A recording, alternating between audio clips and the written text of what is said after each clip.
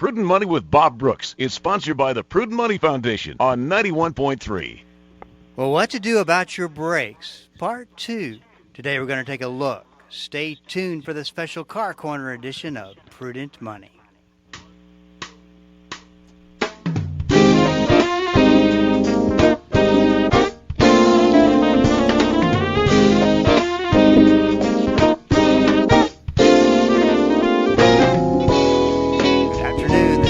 Brooks, and you are listening to the Prudent Money Radio Show. Thanks so much for joining me today. I know I do appreciate it.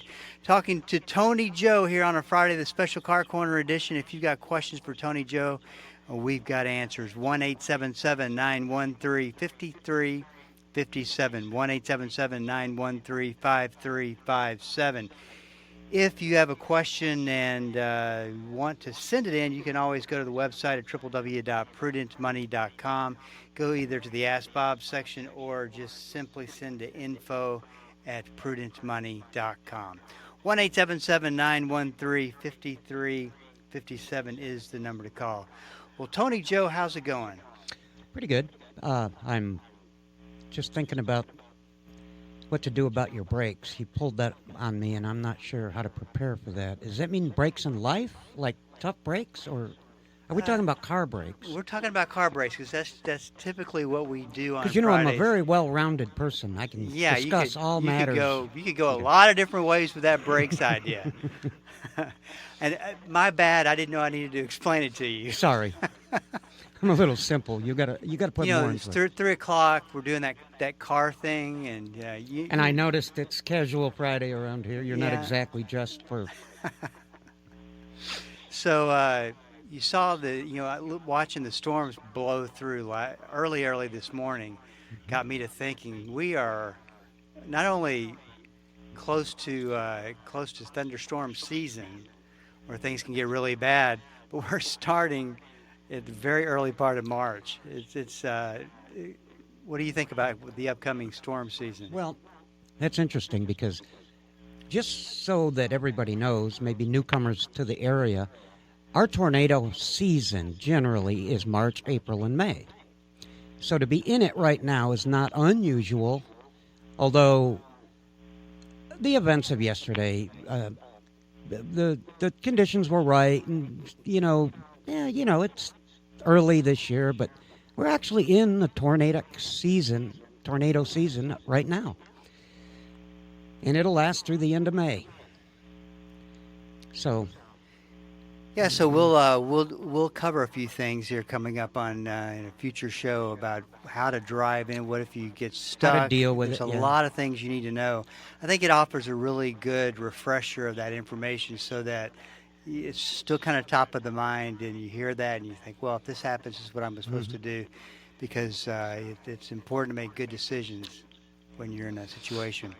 This is Bob Brooks, and you are listening to the special Car Corner edition of Prudent Money. 1-877-913-5357. I do have a line open.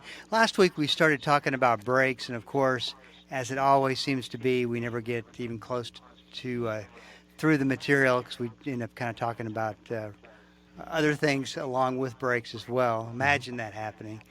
Let's talk a little bit about one of the things that you said, and I wanted to have you repeat this because it reminded me of things that you can do, service type of things you can do to your car, that if you just did them and you did them on time and consistently did them, just like an oil change, that car is going to last for a long time, and it's going to be a good economic investment because you're not putting major dollars into it for repair work. And I never thought about just simply changing your pads at a certain number of miles does the same thing for you as perhaps an oil change. Well, yes, that's one way that you can avoid future expenses, but keep in mind, the way they're building cars now, the brake pads will get to a certain point, and then the wear indicator will come into play. And that's what a lot of folks, we talked about this last week, a lot of folks don't know what it sounds like. They don't know what they're hearing. They're hearing it. They just don't know what to do about it because they don't know what it is. So again, I want to remind everybody that the brake indicator is a device built onto the brake pad that starts to make a certain kind of noise before you actually get down to wearing the complete pad material off the backing plate. And then when you apply the brakes, you go metal to metal against the rotor. That's damaging. That's when things really get radical. You can damage the calipers and the pins and bend things and rotors and pads and just cost yourself a ton of money. So if we remember from last week, the noise is kind of like fingernail scratching on a blackboard. That kind of a scratchy, squealy sound. Now, let me point out so we don't get confused. That is nothing like the squeal brakes make when you come to a stop. Many cars, if you're sitting at a red light and some car pulls up next to you and you hear the eeet brake squeal, that is not the noise we're talking about. This noise, Bob, occurs when you are not applying the brake. You're not applying the brake. You're just driving in a nice quiet neighborhood at 20 miles an hour, but you hear this noise consistently. Then when you apply the brake, the noise is gone.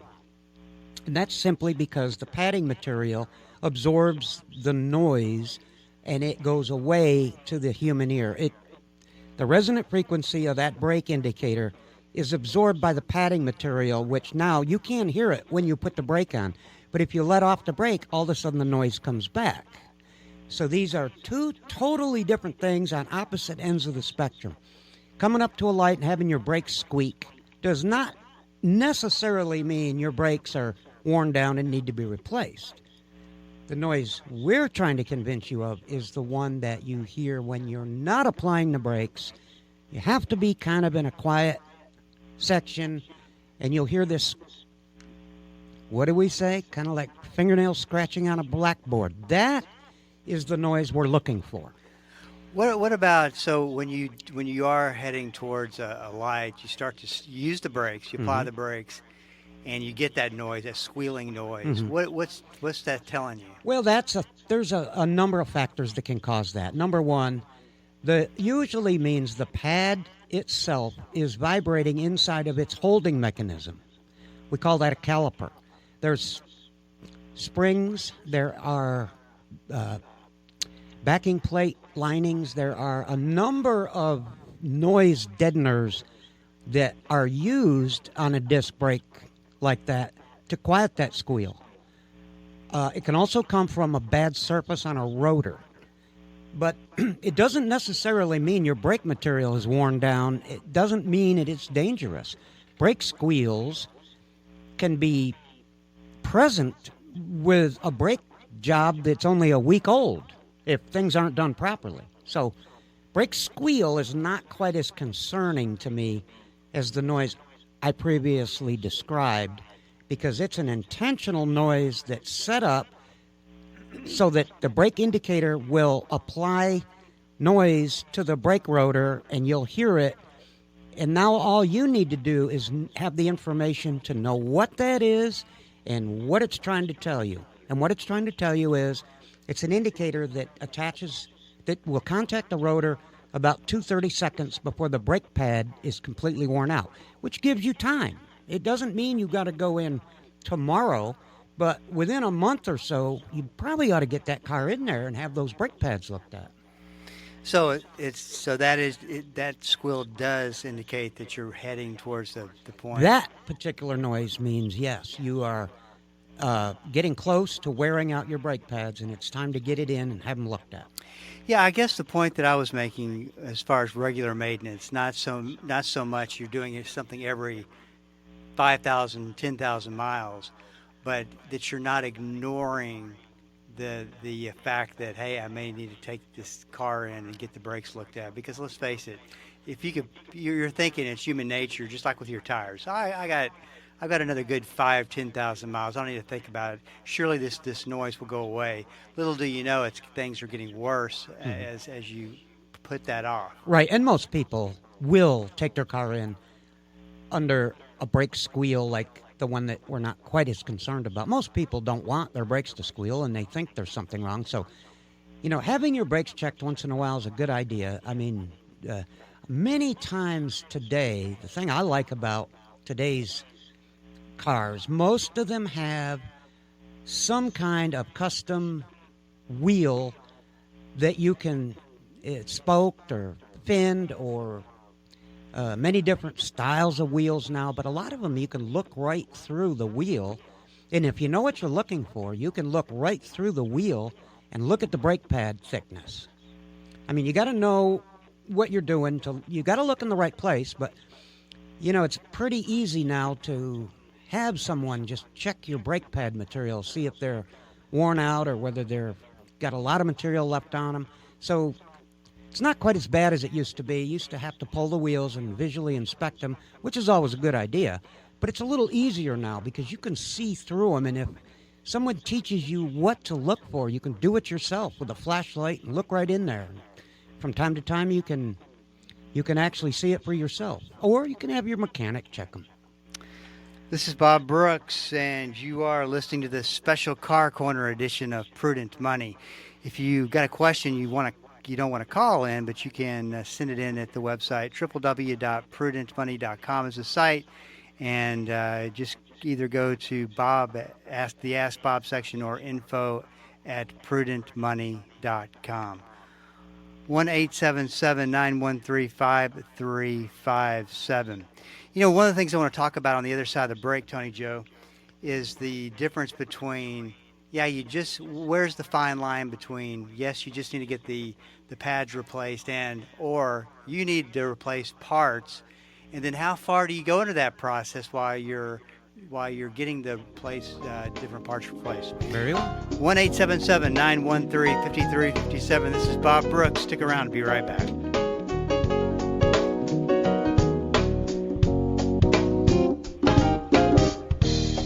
Hello, this is Bob Brooks. Proverbs 22:3 and Proverbs 27:12 are the exact same verse word for word. I call them the stewardship verses of risk. A prudent person foresees danger and takes precautions. The simpleton goes blindly on and suffers the consequences. On the Prudent Money Radio Show, we teach about risk, how to identify it, how to figure it out, and what to do about it. We believe that to be a prudent steward, you have to be a good risk manager. Listen to the Prudent Money Radio Show on Bible School Radio 91.3.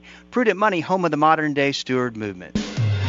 Dr. Charles Stanley. One word describes what happened at Calvary: substitute.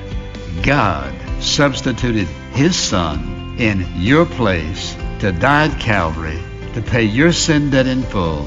It's all wrapped up in the cross. The teaching of Dr. Charles Stanley on In Touch, helping you grow in Christ every day. In Touch, weekdays at 12:30, here on KDKR.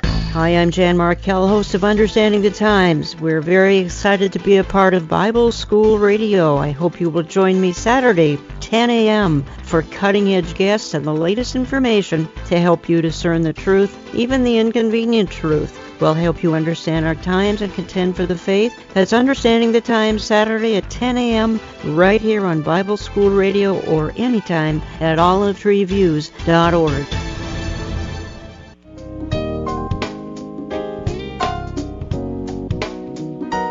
Back. This is Bob Brooks, and you are listening to the special Car Corner edition of Prudent Money. 1-877-913-5357. Tony Joe had a question come in. Thought we'd cover it real quick. Question for Tony Joe. I have a 2014 Honda Pilot with 174,000 miles on it. I do mostly highway driving. About 2 years ago, I had the brakes replaced, pads and rotors, by the shop that I've been using for years. Since then, he's had to replace the rotors 4 times, and now I feel them going out again. My question is there something else other than bad parts or poor workmanship that could be causing this? I feel like my next step is to take it to a Honda dealer. Do you have any recommendations or ideas? I don't always get to listen to the show, so an email response would be great. What do you think about that, Tony Joe? How frustrating is that? You got a mechanic, a guy or girl, that you've trusted for a long time, and just can't seem to get it fixed. Did I understand that Michelle or whatever, you told me her name. I think it was Michelle. Did I understand her to say that she's had the rotors replaced 4 times? Yes, four times in about 2 years period. Okay, something's wrong. Now, that's incredible. And she has a mechanic that she goes to, and I'm sure he's looking for reasons, because even to him, that's got to be a little bit extreme. So 4 times in 2 years. She's got a 2014 Pilot with 174, and she drives for a living. Is that Mostly highway driving, yes. okay? See, now there's another thing. Mostly highway driving. Look at this for a minute. When you're on the highway, most of the time you're not even using the brakes.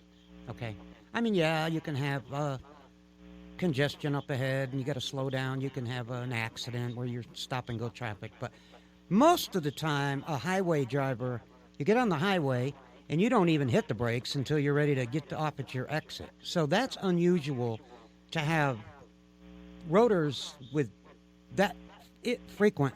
So I'm going to suggest to this person that the parts that she's using could be poor quality. That is, the rotors should not have to be replaced 4 times in 2 years, especially if she's a highway driver. So there's a couple of things that I can think of that need to be looked into.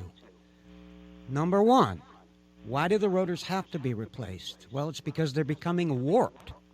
Why do they become warped? Well, because the idea behind brakes is you've got some brake pads rubbing against a circular flat disc rotor, and it causes a great deal of friction. So the idea behind brakes is creating this friction to slow down the vehicle. However, when you create friction, you create heat. Now, brakes are designed to create enough friction to slow the car down and stop it at any point, but also dissipate the heat that can build up and warp the rotors. So what's wrong with her scenario here? She's building up too much heat and the rotors are warping. What could that be caused from? It can be caused from poor quality materials, first of all. It could be caused from a caliper, which would be unlikely. She's saying she's had all the rotors replaced.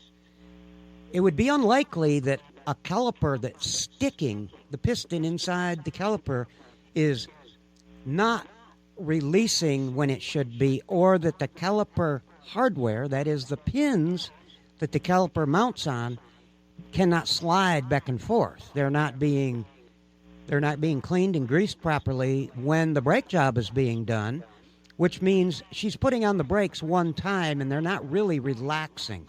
They're kind of staying on a little bit. And she may not notice it, but that's why we have issues with brakes wearing out prematurely. So the other thing that I know she doesn't want to hear, because I don't know this person, and I'm going to just give this to the general listening audience just for information, and that is she's the kind of person that keeps her foot on the brake pedal when she's driving. Okay? Yeah, right. Not saying this is her issue, but if she's driving around with one foot on the brake all the time, that the weight of your foot is resting on that brake pedal, and it's actually keeping the brake pads applied a little bit against the rotor, which builds up way too much heat, way too much friction, and ends up warping the rotors. Now, there's a little tip that I can think of that I've learned the hard way about rotors. That is, if she's buying, or if the company that she's dealing with is buying rotors and having to put rotors on all the time, the best thing to do is find an original Honda Pilot in the lot somewhere, or when one comes in. What you do is you count the fins inside of the rotor. A rotor is made up of 2 separate disc plates with cooling fins in between. And what you might want to do is find out how many cooling fins are inside the original Honda rotor, which they don't have anymore, and then make sure that your aftermarket rotors that you're buying have equal to or more the same number of fins, because I've seen that before. Where if you get a really cheap Chinese rotor, and it has half the number of cooling fins, then you're not going to be able to dissipate the heat as required by the original manufacturer, Honda, and you're going to end up warping rotor after rotor after rotor, even with normal use, because the disc that you're buying, the disc brake rotor, is not built to handle it. So that's a lot of things I can think of right off the top of my head. And let me ask you this, that this is kind of, well, it pertains to the question, but just out of curiosity, you've done a lot of brake jobs over your life. I mean, you've been a mechanic for, what, 40-something years. Oh, I'm sorry. Well, you look great for 35. I'm only 40 years old. How could I? Okay. So anyway, is that something that, I mean, was there a particular, if you can think back, was there a particular brake job that came in that you discovered, so that's why that's wearing that rotor out? Certainly. And it's just really years of experience. Well, yes. I mean, it is years of experience. Kind of an obvious, but because you have to run into all these different scenarios before you learn. You think, "Wow, I figured that one out." Do you think you've run? What about the next one? Do you think you've run through every scenario? Though? No, I have not, and I never will. There's one more thing I can think of, just to put this out there before we move on. You know, the rotor mounts onto a hub, which is part of a wheel bearing assembly. And if, let's say, sometime during her ownership of this vehicle, she hit a curb or something pretty hard with the wheel, pulled up too hard, or maybe an accident, who knows. But if you bent the hub, then you will mount rotor after rotor after rotor onto a bent hub, and then no matter how many rotors you put in, no matter how good they are, if the rotor is not running true because it's mounted up to the hub, which is bent, you're going to have the same problem over and over and over. I just don't know whether she's changing all the rotors, or is it just one of them that she's had to change 4 times. And so I'm trying to compile all the information I can in a short period of time we have. I'm just not that fast of a thinker, you know. Okay, so we have, So we have about 3 minutes left. I want to talk through this one question, because you always hear these stories of, and I know you see these stories of people go to a brake mechanic. That's all they do, just, we'll say, a brake shop. A brake shop, right. And so they take their car in, probably just have a simple repair, $99, whatever they're charging for it, and it turns into being a $500 or $600 brake job or more. Mm-hmm. So talk about the first thing obviously is replacing the pads, but I mean, when does it go into a full-blown brake job? Right. And are you replacing, I guess, the 3 main things: the pads, the rotors, and the calipers? Calipers, right? Well, Bob, I will say this: it's kind of an interesting way to look at it. The way I've eventually had to explain the difference, and that is, if you brought your car to me and I said, Bob, you need pads and rotors, and that will take care of the shimmy and the shaking you get when you apply the brake and the squeal it makes or whatever, and I do the job and it's perfect, it's fine, and you go, thanks, Tony, that was exactly what I needed, and no more noise, no more shudder, no more. Let's say on the same token that you brought your car to me and I said, Bob, you need pads, you need rotors, you need calipers, you need new brake lines, you need a new master cylinder, you got to flush all the fluid out, and while you're at it, you need to put new emergency brake shoes on there, okay? So now we've gone into the realm of $2,000. When you get it back, because your pads and rotors were on that list, everything's going to seem good. And you're going to say, great job, that took care of it. So how do you know what's too much and what's just enough? And that's what we try to explain on this program, how much is just enough and why. And there's no way we can do it, because I know we're running out of time, but That's something interesting we could talk about sometime. Yeah, sure. Is how do you know? Because if they spend $2,000 or you spend $500, you're going to have the same result. Right. This is Bob Brooks. If you got a question for me, please go to the website at prudentmoney.com and send it in, because we are all out of time. Till we do meet again next time, keep the faith and have a great rest of the day.